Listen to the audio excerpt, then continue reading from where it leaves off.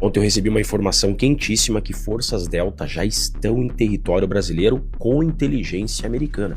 Força Delta é a força especial do exército americano. Isso aqui não é teoria da conspiração não, tá? Essa daqui é a mesma cronologia do que aconteceu na Venezuela com Maduro. Primeiro, o governo americano declarou as organizações criminosas da Venezuela como organizações terroristas.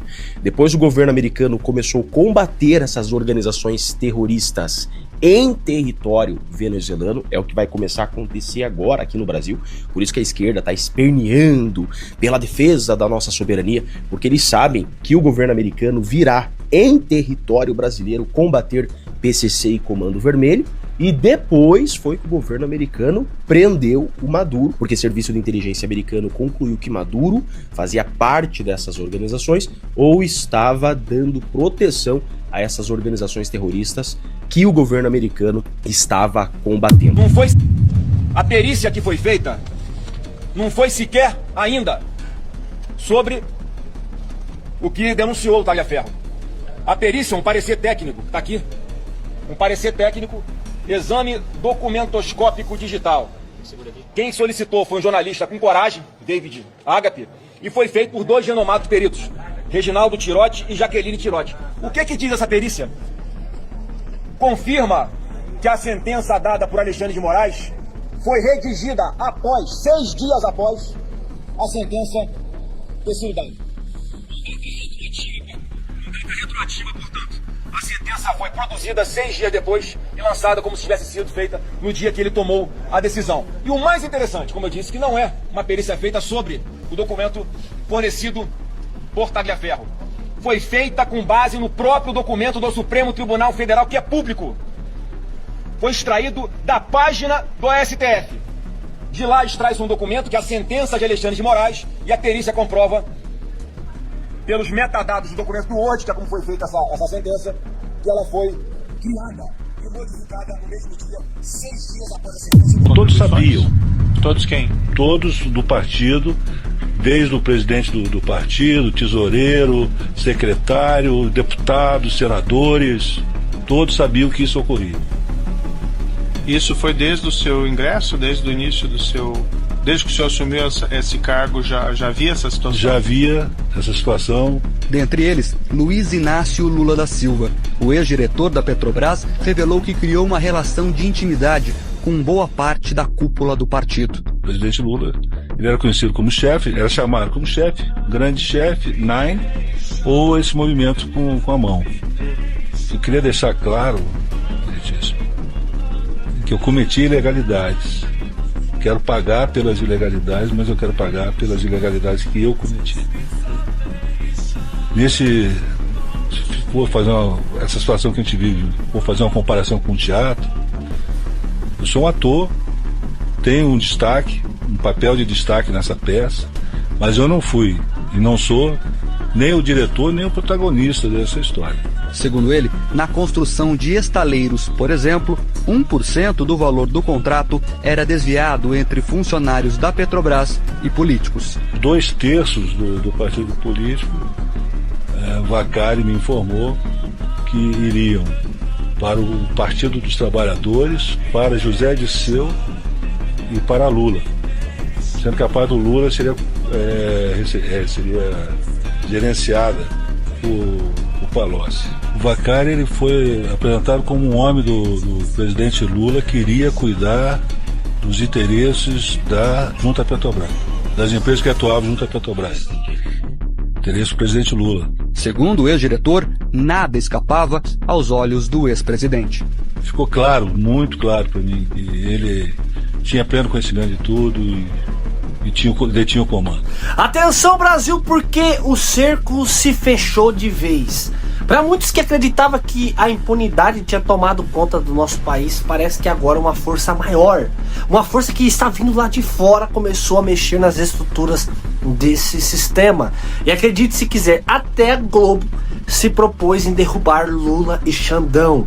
Lula, um nome já marcado por escândalos que chocaram o Brasil, volta ao poder cercados por novas denúncias, novas polêmicas, novos escândalos como do INSS, Banco Master e o rastro de revolta só aumenta.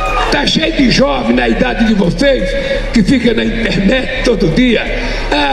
Nenhum político presta, todo mundo é ladrão, todo mundo é corrupto, todo mundo. Quando vocês estiverem achando que ninguém presta, que eu não valho nada, que o Camilo não vale, que o Mano não vale, que os deputados não vale, que o prefeito não vale, ainda assim, não desistam da política, entrem na política, porque vocês são as pessoas honestas que vocês querem que eu seja. Então não se acovardem, entre na política, escolha um papel e todo mundo pode assumir responsabilidade, sobretudo para desmontar as mentiras da internet. E junto dele, nomes poderosos que muita gente acreditava serem intocáveis, como Moraes, Toffoli, Gilmar Mendes, entre outros. Mas dessa vez, meus amigos, parece que a história vai ser diferente. As eleições estão se aproximando, o povo brasileiro está acordando, abrindo os olhos e começando a enxergar tudo. Até petista, que era petista, já não suporta mais o que está acontecendo dentro do Brasil. E a pergunta que fica é: você acredita que o PT não vence as eleições de 2026? Você vota em quem? Em Flávio Bolsonaro? Comenta aqui embaixo, comenta 22, porque o que eu vou mostrar aqui nesse vídeo é pesado, é forte. Dessa vez o jogo virou e o desespero pode ter batido de vez, e pode ter certeza, eles vão se arrepender de ter nascido. Antes de continuar com esse vídeo, eu preciso que você me ajude encarecidamente, por favor, eu te peço. Deixa o joinha para esse vídeo agora mesmo. E se você não é inscrito, inscreva-se aqui no canal. Compartilhe esse vídeo. Bora fazer com que esse canal chegue a 1 milhão de inscritos. E sem mais enrolação, vamos pro vídeo. Meus amigos, o que está vindo agora é simplesmente inacreditável. Informações que começam a circular nos bastidores apontam que Donald Trump teria tomado conhecimento do plano que estava sendo articulado para as eleições de 2026 aqui do Brasil. Lula, Moraes, STF, muita gente estava fazendo um plano para continuar no poder dentro do Brasil. E quem achava que iria dar certo, caiu do cavalo. Porque dessa vez o cerco está se fechando. Até a própria Globo, que sempre passou um paninho, dessa vez quer derrubar Lula e Xandão. Então bora reagir a esses vídeos bombásticos, porque o que está sendo mostrado aqui agora é forte, é pesado e pode mudar tudo. Fique até o final, porque isso aqui, meus amigos, realmente é inacreditável. Meus amigos, os Estados Unidos acabaram de enquadrar Alexandre de Moraes e o governo Lula, que foram pegos em um plano sombrio para influenciar as eleições ou até vencer em 2026. Olha o tamanho da jogada. O Comitê Judiciário do Congresso americano soltou um novo relatório devastador. E o que está escrito lá destrói completamente a narrativa da defesa da democracia que o Supremo Tribunal Federal tenta vender para o mundo. A maior potência do planeta cravou com todas as letras: as ordens de Alexandre de Moraes contra a direita não são legais. Elas são punitivas. O objetivo claro e documentado é prejudicar adversários políticos. Nós não estamos falando de um documento antigo. Esta é uma versão atualizada com 85 anexos detalhando multas diárias de R$100 mil, ordens confidenciais e o bloqueio implacável de perfis. O Congresso americano está dizendo ao mundo que o processo eleitoral brasileiro corre o risco de ser manipulado não por fraude nas urnas, mas pelo silenciamento prévio de um dos lados da disputa mesmo. Como você pode ter uma eleição livre se um dos candidatos está proibido de usar as redes sociais? Para entender a gravidade do que está em jogo, nós precisamos olhar para um evento que passou completamente despercebido pela mídia tradicional. Volte no tempo para setembro do ano passado. A prestigiosa Universidade de Stanford, no coração do Vale do Silício, sediou um encontro a portas fechadas. O título oficial do evento falava sobre conformidade e segurança no ambiente digital. Mas a realidade exposta agora por parlamentares americanos era infinitamente mais sombria. Aquela mesa redonda reuniu representantes de países que estão construindo o que os próprios americanos chamam de um crescente regime global de censura. Estavam lá delegados da Austrália, do Reino Unido, da União Europeia e, para surpresa de muitos, o Brasil tinha uma cadeira de destaque nessa reunião. O governo brasileiro enviou um representante diplomático de alto escalão para sentar com essas autoridades estrangeiras. O objetivo não era debater a liberdade. O objetivo, segundo os documentos oficiais de Washington, era alinhar táticas para minar a liberdade de expressão e criar mecanismos de controle sobre o que as pessoas podem ou não dizer na internet. Olhe o nível do que estamos enfrentando. O Brasil, sob a atual administração, não está apenas aplicando a censura dentro das suas fronteiras. O país se tornou um laboratório ativo, um parceiro estratégico em uma aliança internacional desenhada para calar vozes dissidentes em escala global. Eles foram aos Estados Unidos para discutir como apertar o cerco. Mas a audácia do sistema brasileiro foi longe demais e agora a conta chegou. O Comitê Judiciário da Câmara dos Deputados americana lançou um relatório oficial focado exclusivamente no caso do Brasil. E as conclusões desse documento são um soco no estômago de quem ainda acredita que vivemos em uma democracia plena. Os congressistas americanos analisaram as ordens judiciais emitidas pela Suprema Corte Brasileira contra plataformas de tecnologia. Eles leram os despachos, analisaram as multas milionárias e chegaram a uma conclusão devastadora. As ordens emitidas contra a oposição, especialmente contra a família do ex-presidente Bolsonaro e seus aliados, não têm base legal sólida. Elas têm um caráter estritamente punitivo. O documento americano crava que o aparato judicial do Brasil está sendo usado como uma arma política. Eles chamam isso de lawfare. É o uso das leis e dos tribunais para destruir adversários que não podem ser derrotados nas urnas. O relatório vai além. Ele revela que houve tentativas de usar a força do Estado brasileiro para exigir dados pessoais e rastrear opositores políticos que estavam em solo americano, buscando refúgio contra perseguições.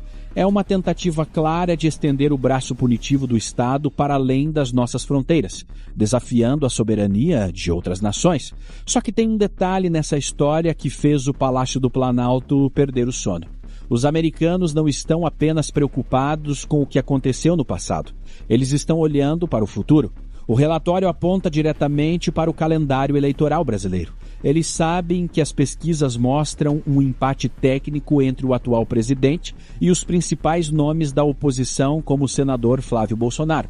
E a conclusão de Washington é assustadora. A máquina de censura e as ordens punitivas têm o poder de prejudicar significativamente a capacidade da oposição de se comunicar com o povo nos meses que antecedem a eleição. Em outras palavras, o Congresso dos Estados Unidos está dizendo ao mundo que o processo eleitoral de 2026 corre o risco de ser manipulado não por fraudes nas urnas, mas pelo silenciamento prévio de um dos lados da disputa. Como você pode ter uma eleição livre e justa se um dos candidatos ou seu grupo político está proibido de usar as redes sociais? Como você pode debater o futuro do país se qualquer crítica mais dura ao governo ou ao sistema judiciário é tratada como crime? Resultado em contas derrubadas e multas impagáveis? A resposta é simples: você não pode. E os americanos já perceberam isso. Nós já vimos o ensaio geral dessa estratégia nas últimas eleições presidenciais. Eles sabem que tentar aplicar a mesma mordaça de antes terá um custo diplomático e econômico altíssimo. A denúncia de que o Brasil participou de um evento para exportar a censura e a constatação de que o judiciário está agindo de forma punitiva para influenciar as eleições são munição pesada. Se o governo brasileiro e seus aliados no judiciário tentarem forçar a barra para garantir a vitória em 2026, através do silenciamento, eles terão que lidar com a retaliação internacional. O que nós estamos testemunhando não é apenas uma crise política interna. É o choque entre um modelo de controle autoritário e a pressão de uma comunidade internacional que começou a acordar para o perigo. Alexandre de Moraes se meteu num problema tremendo. Antes, a Magnitsky parecia ruim, parecia uma coisa terrível. Agora, ser classificado como integrante de um grupo, de um assentamento ideológico banditístico, como um cartel, sendo classificado mundialmente como um narcoterrorista, não é brincadeira pra ninguém. E não depende de mim, não é interpretação. São coisas objetivas que a gente soma agora. Se ele não sabe é porque ele não leu. Mas ele tem que saber. O pepino dele tá assando. E meu amigo, não vai ter misericórdia. A porrada vai ser grande. Quando eu tô falando que não se trata de Magnitsky, eu estou falando que é algo muito mais complicado, como ser classificado como narco-terror. Você já sabe. Narco-terror. E o que é que isso gera, meu amigo? Gera simplesmente processo no Departamento de Justiça norte-americano de imediato. E também gera pedido de prisão internacional com pedido de extradição. O Brasil não extradita NATO. A Venezuela também não extradita NATO. Aparentemente não é um empecilho. Só que tem um detalhe. Quem trabalha junto com o Donald Trump e convence o vice dele, o brother também lá da Rumble, um é o Martin de Luca e o outro é o Schwartz. Só que também os dois acharam por bem citar do nada, dentro do processo da Trump Media que move contra o Moraes, pedindo 20 milhões de dólares de indenização por retirar o Rumble do ar do Brasil. Simplesmente eles pedem 20 milhões e resolveram falar que o Toffoli abriu um inquérito e deu para o Moraes tocar, chamado inquérito das fake news, no qual ele tocou pavor na população toda. E detalhe, violou soberanias, mandou gente para lá, mandou ordens secretas, disse para não avisar o governo. Depois disso, Toffoli que era presidente, teria aberto esse coisa e dado para ele porque teria sido delatado pela Odebrecht. E a Odebrecht é citada dentro desse processo. Logo depois nós temos o quê? A abertura de investigação da Odebrecht nos Estados Unidos contra o acordo da Lava Jato. Para quê? Para ver se reabre, se cancela ou não. Por quê? Porque o Toffoli cancelou. Foram quase 11 bilhões de reais de indenização. E disse que a delação não valeu para ele, que foi delatado, e nem para Odebrecht. Mas você vê aqui ainda a caracterização e o pedido que eles fizeram junto ao juiz é que fosse reconhecida a invasão de soberania para pôr a segurança nacional em risco. E agora com o relatório que saiu, que foi feito pelo Departamento do Estado, acabou de vez. Agora sim, a existência de Moraes dentro do processo político, do processo eleitoral, pode agravar e fulminar a imparcialidade nas eleições. Para caracterizar juridicamente o Alexandre de Moraes como um indivíduo integrante dos grupos de terror ou de narco, a legislação dos Estados Unidos ela exige, então, por exemplo, que a Ordem Executiva 13224 e o US Code Title do 18 sejam preenchidos, né, que é do Departamento da OFAC. Tá, que frescura é essa? Meus amigos, primeiro, nós temos que ter algumas coisas para poder preencher isso daí, tá? E nós não tínhamos todos esses elementos já preenchidos. Como não? Não tínhamos, calma. Se teria que ter a repressão transnacional. Requisitos são os atos de coerção, monitoramento ou agressão física contra pessoas em solo americano para silenciar a dissidência política. E o que nós tivemos? Tivemos isso de forma muito clara. O Moraes, essa pessoa deformada ao seu lado direito, excedeu a jurisdição nacional quando deu ordens para os Estados Unidos cumprir, empresas americanas cumprirem lá diretamente por lá, sem passar pelas barreiras diplomáticas, e por logo pediu também para não informarem nenhuma quebra, nenhuma ordem ao governo, porque estava em sigilo. E com isso, meus amigos, foi considerado um abuso tremendo. E o que virou a chave de vez, pessoal, foi a questão do monitoramento de algumas pessoas que moram lá, alguns cidadãos americanos lá, e aqui é que se encaixa e preenche esse requisito totalmente. Principalmente quando se monitorou através de um policial federal a mando de Alexandre de Moraes, nos Estados Unidos, lá em Miami, uma brasileira, cidadã americana, você recorda dela?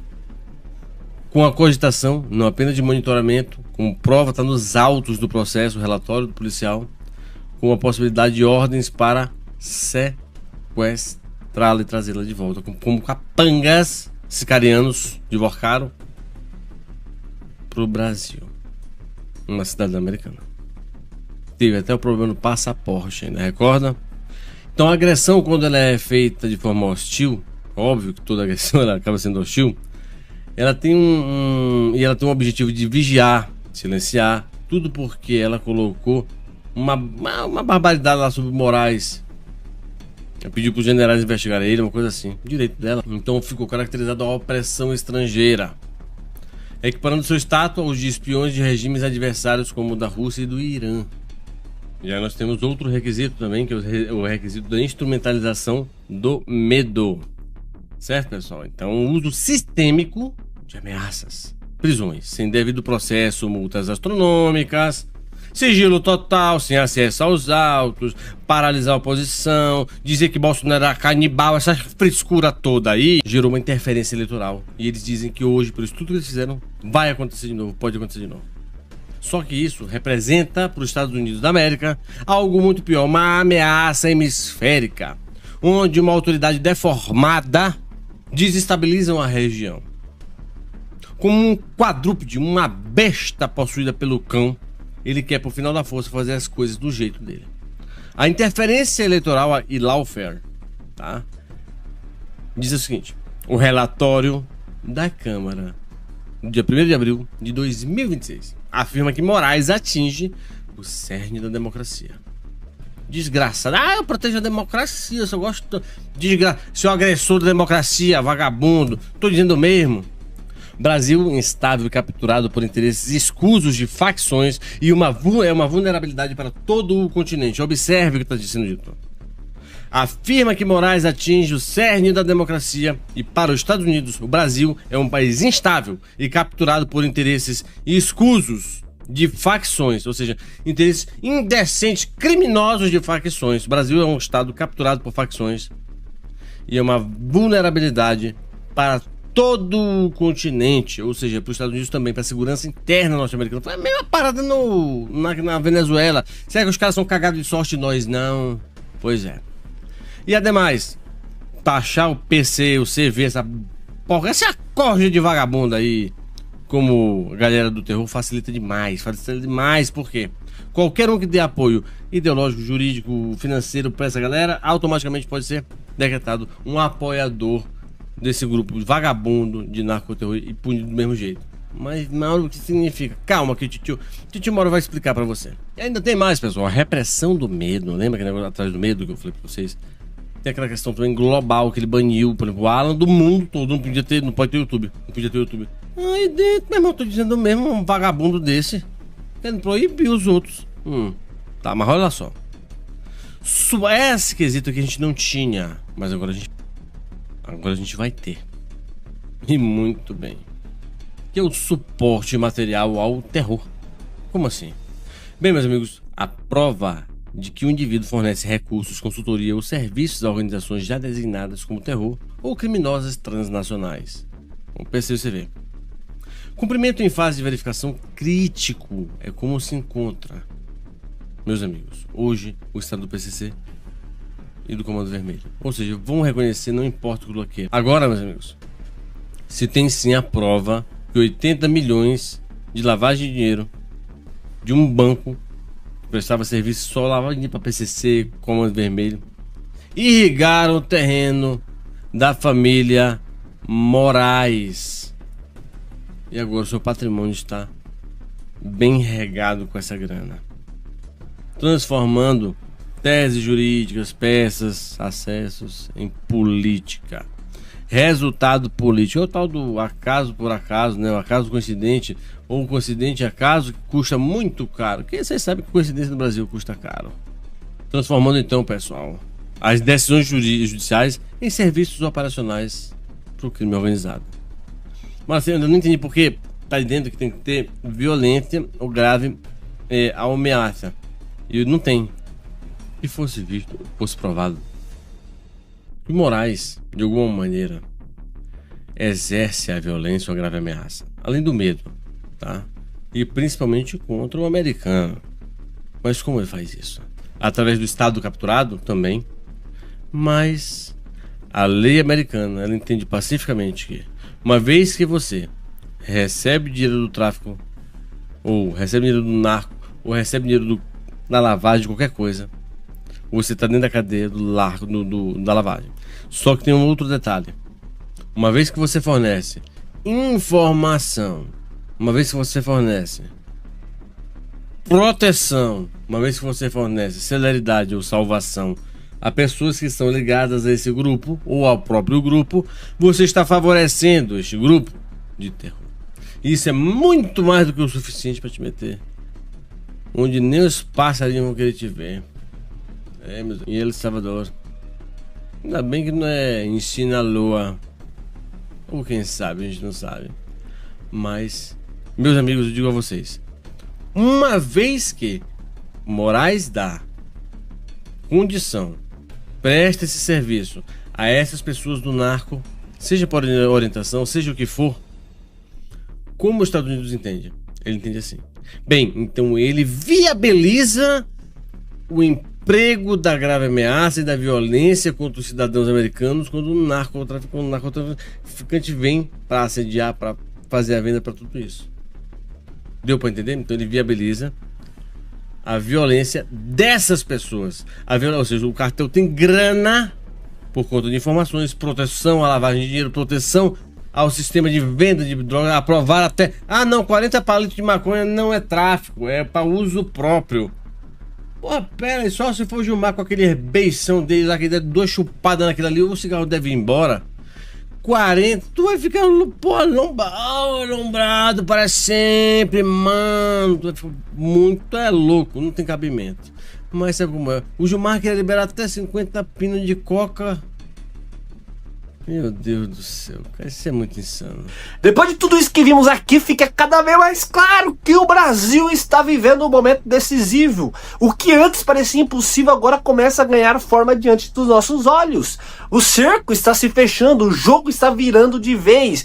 E acredite se quiser, até a Rede Globo, que sempre passou um paninho, dessa vez está cutucando a ferida.